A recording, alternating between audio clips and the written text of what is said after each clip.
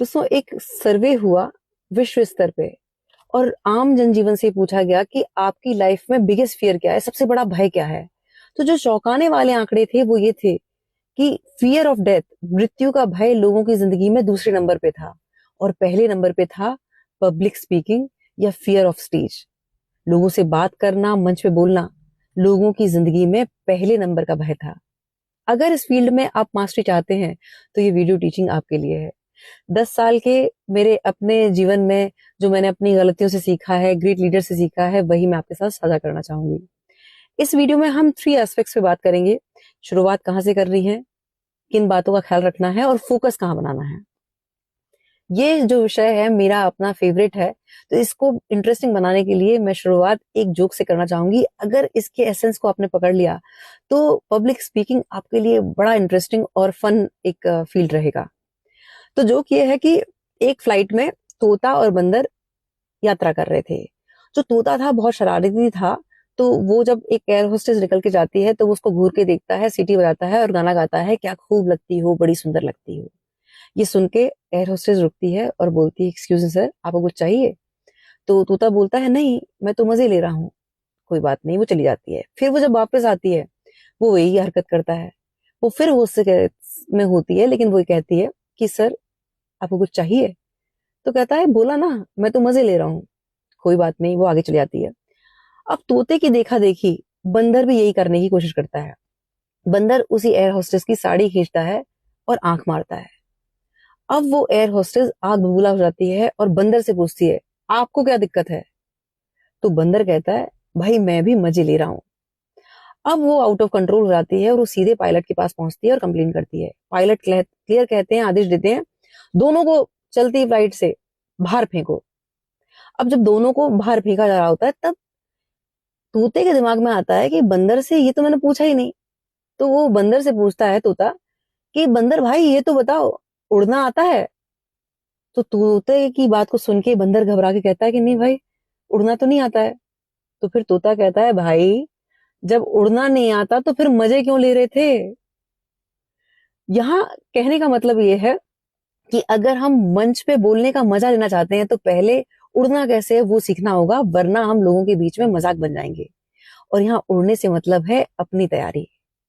अब यहाँ एक गड़बड़ जो होती है वो होती है कि ये जो फेक मोटिवेशन है, जो मोटिवेशनल स्पीकर्स कहते हैं बस ये चिल्लाओ, yes I can do it और नथिंग इज इम्पॉसिबल और स्टेज पे आग लगा दो और दुनिया आपकी मुट्ठी में होगी, ये सब फेक मोटिवेशन है।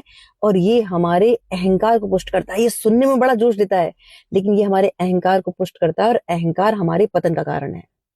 अगर हमें वाकई पब्लिक स्पीकिंग पर अपनी कमांड को बनाना है तो हमें श्रीमद् भगवत गीता की जो रियल टीचिंग है उससे जुड़ना होगा। अब यहाँ ये समझना जरूरी है, एक बड़ा अच्छा इंटरव्यू मैंने उनका देखा था, हनी सिंह जी का। उन्होंने ये कहा कि जब मैं एक अपने करियर के पीक पे था तो एक समय मुझे ये लगा कि यार ये भगवान भगवान कुछ नहीं होते हैं, मैं ही भगवान हूँ। और फिर उन्होंने अपनी लाइफ का एक ऐसा डाउनफॉल देखा उस अहंकार में आके कि 4 साल वो डिप्रेशन में थे।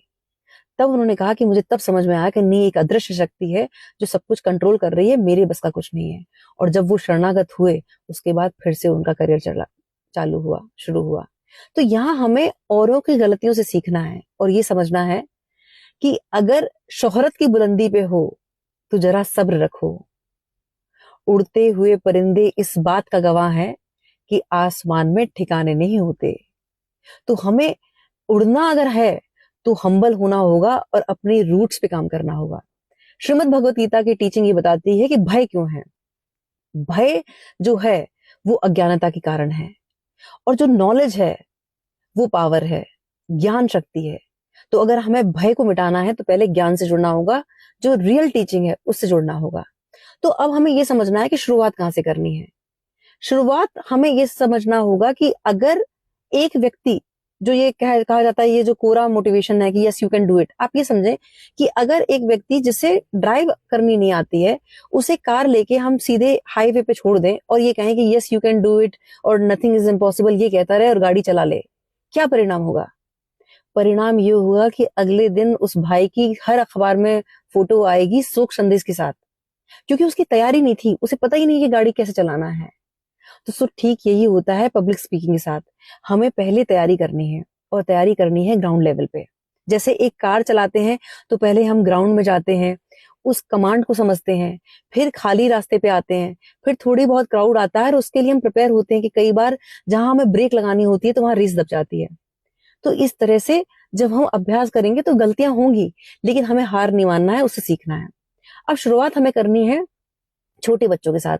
अगर पार्क में जो बच्चे खेल रहे हैं उनके साथ इंटरेक्शन करना है, जो कर्मचारी भाई हैं उनसे बात करनी है, जो गार्ड साहब हैं, सिक्योरिटी गार्ड्स हैं, उनसे बात करनी है। होता क्या है कि जब हम किसी ऐसे एक व्यक्ति से बात करते हैं जो बड़े ओहदे पे है, तो हमें डर लगता है कि यार ये हायर पोजीशन पे है, इसका नॉलेज बहुत अच्छा है, तो ये हमें जज कर रहा होगा।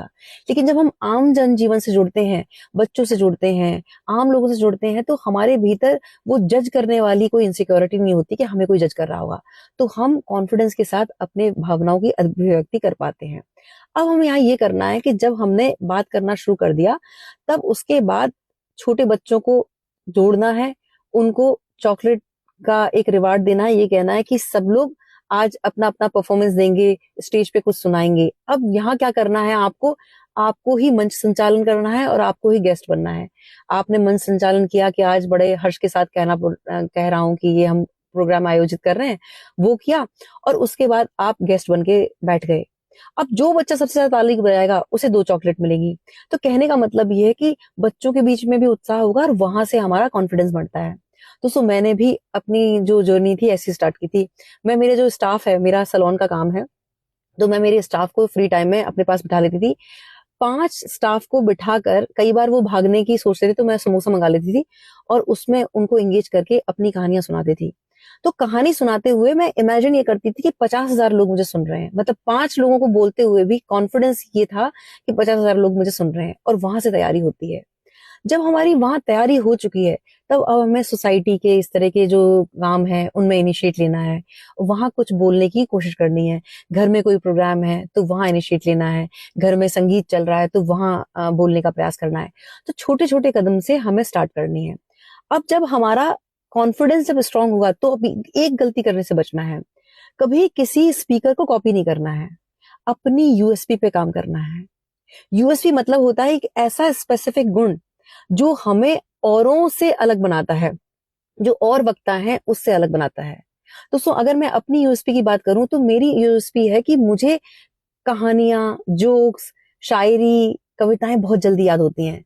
तो आप ये नोटिस करेंगे कि मेरे वीडियोस में आपको ये सब सुनने को बहुत मिलेगा, क्योंकि यही मेरी यूएसपी है और आप लोगों का जो मुझे बेहिसाब प्यार मिलता है इसी वजह से मिलता है। और सार जो है वो ये है कि जो आपको भविष्य में बनना है वो नियमित रूप से प्रयास करना होगा, हर दिन प्रैक्टिस करनी होगी, और आज उस बॉडी लैंग्वेज के साथ जीना होगा जो हम अपने आप को भविष्य में होता हुआ देखना चाहते हैं। तो आप लोगों का जो मुझे आज बेहिसाब प्यार मिल रहा है, उसकी कल्पना मैंने 10 साल पहले की थी कि मुझे इतना ही प्यार आप लोगों से मिलेगा। और इसके लिए मैंने 8 साल पहले लिखा था कि मेहनत तेरी एक रोज नया रंग लाएगी, और तकदीर भी तेरी मेहनत का साथ निभाएगी, और किरदार जी के तू देख तू अपने मन का, कहानी एक रोज खुद ब खुद बदल जाएगी। कहानी तब बदलती है जब हम नियमित प्रयास करते हैं। प्रयास करें, अभ्यास करें, और सफलता आपकी कदम चूमेगी। बहुत बहुत आभार, नमस्कार, जय श्री राम।